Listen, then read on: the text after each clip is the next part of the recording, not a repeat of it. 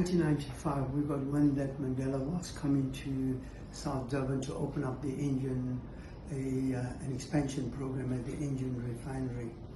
And we have been challenging Engen for many years to clean up, to reduce air pollution. And we found that the refinery was under the National Tree Point Act. They wouldn't allow us near the gates, and they wouldn't allow us to enter the premises or even to have a tour meeting with them.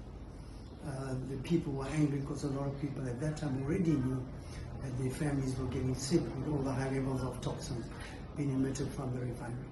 We had organized the communities of Wentworth, Merebank and the Bluff to come together and in solidarity and to stand up and to not protest against Mandela, but to highlight our concerns about the Engen refinery when Mandela comes across. We're hoping that he will stop.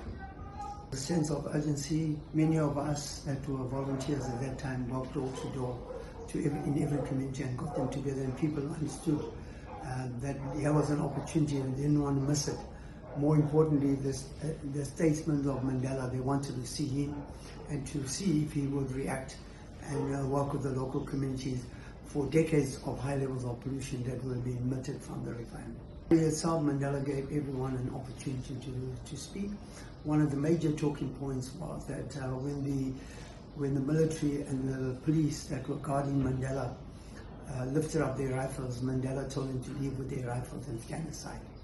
That they showed how he commanded, and he was the authority he had, even on the police and the military at that time, and that ordinary people took center stage with him, and he greeted and shook everybody's hand, and he wanted to hear what we wanted out of meeting with him.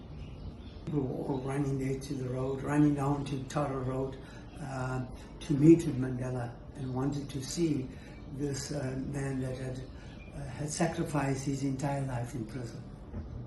What did Mandela speak about at the rally? Did anything he say?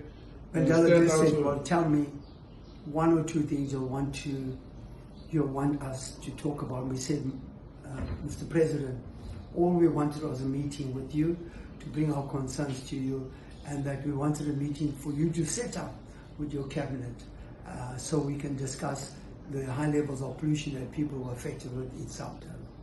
Personally, what did it mean for you to meet Mandela?